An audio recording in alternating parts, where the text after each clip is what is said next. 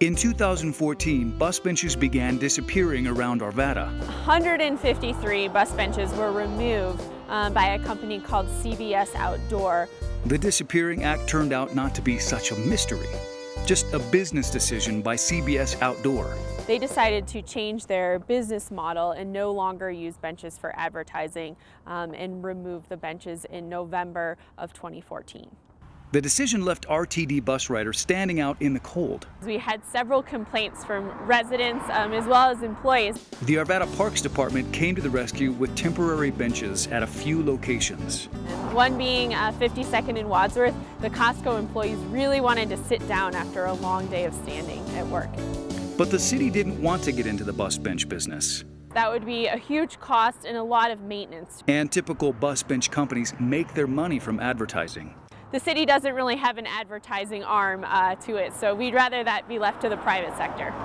So it went looking for a new bus bench provider. Through a request for proposal process in 2015, the city selected Creative Outdoor Advertising to replace benches that were removed by CBS, as well as take over all of our benches in the city to have a comprehensive approach to transit amenities for our residents.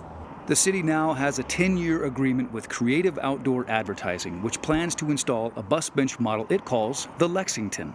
They're black iron, and they have a large space for businesses to be able to get their message out to the community, to everyone who lives and works in the area. It is a very economical way for businesses to be able to get their message out because it is available on the street for people to see as they go by.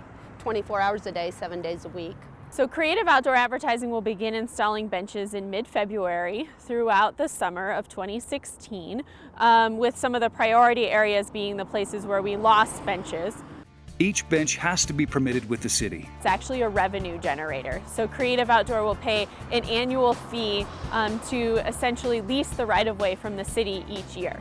About 100 benches are scheduled initially. But with the Gold Line opening in 2016, some bus routes may change to feed to the 3 new commuter rail stations coming to Arvada. And so we don't want to install benches in those areas until we have new bus routes. But the wait will soon be over, and by the end of 2016, bus riders in Arvada should find the problem of the disappearing bus benches solved.